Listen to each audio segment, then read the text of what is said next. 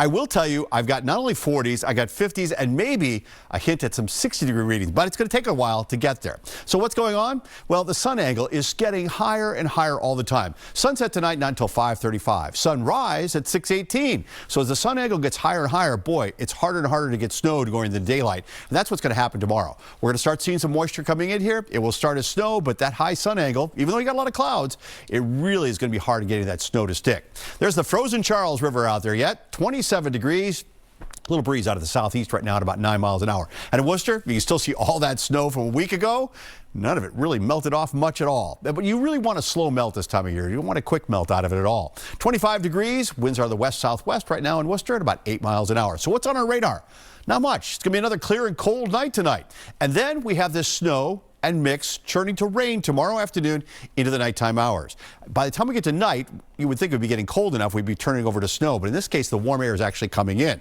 And the weekend, this is the weekend, our clocks spring forward, but it will feel like spring with temperatures into the 50s. So you see what's happening. We've got this rain snow down here to the south. This is going to stay to the south, but there is an area out here to the west that's going to lift its way in. So tonight it's clear and cold. We have a lunar eclipse coming at 6:04 to 6:18 in the morning. Kellyanne's going to be talking more about that in the next hour. 60 degrees to 18, so it'll be a cold night. If you get up to see the eclipse, bundle up accordingly. All right, tomorrow, what happens?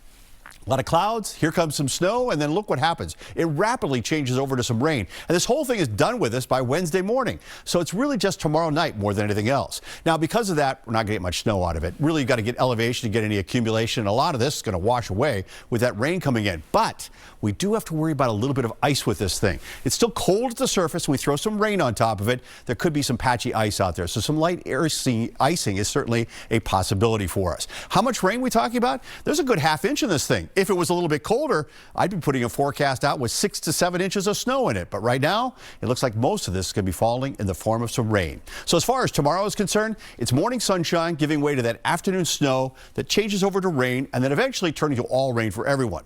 Highs tomorrow above the freezing mark, 36 to 42, but that's still a pretty cold rain that we are talking about moving in. So high temperatures tomorrow will look like this, generally into the upper 30s.